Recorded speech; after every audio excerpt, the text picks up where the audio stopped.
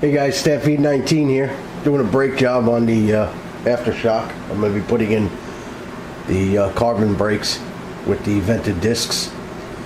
On a bet, we had a little discussion at the hobby shop today that you can't pull the transmission out of the Aftershock without removing the drive yokes. Well, I win the bet, guys. Here's the transmission with the drive yokes attached. Okay, I'm going to show you how I did it. Trick is, you got to pull either the front end or the rear end off. Okay, I recommend the front end, and I'm going to tell you why. If you pull the rear end out, the drive yoke sits right here. So even if you pull the rear end out, the drive yoke is sitting under this plate just below the motor. You got no wiggle room. Whereas if you pull the front, okay, you pull the front differential, the front end off, you can pull the differential a little bit and you can get the drive yoke right through here. See? See where my finger's going through, guys? Alright? You don't have that flexibility with the back diff.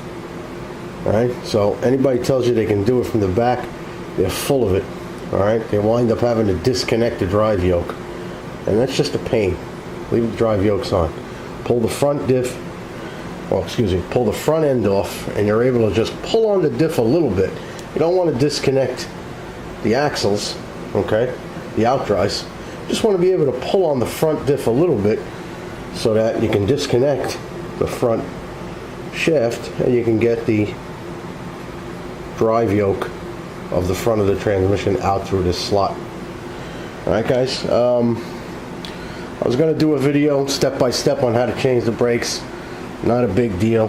It was time to do the brakes. They were getting real bad. Getting a lot of slop. There's really no adjustment on the Aftershock. It's an entry-level truck. There's no brake bias. Okay, these guys really wore out. These guys used to be much thicker than this. So, okay. Just let me show you what I'm doing. I don't know if I showed you in another video. Going with carbon and vented discs. See how it works. Worst case scenario. Looks like crap and I hit a wall. Or it works great. I've held off all this time. I've needed brakes for a while, but what I've been doing is just kept adjusting the end point on the radio and just making them a little stronger, but I'm already at the end, can't adjust anymore, and I can just barely bring the truck to a roll. So it's time.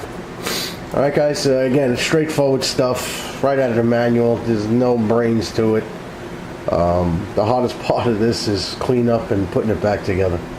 Alright, any questions, please feel free to post, and I'll update the video if I think the question warrants it, or if I can just answer it in the text, in the comments. Alright guys, don't forget, subscribe, like, dislike, your choice. Talk to you soon.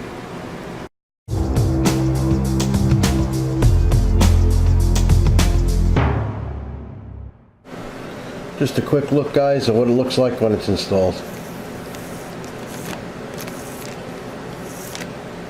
Alright, you want your vents on the outside for proper cooling.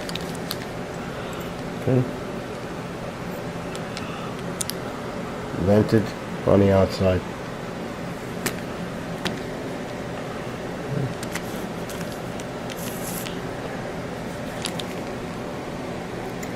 If it doesn't work, it looks sweet. Wish me luck.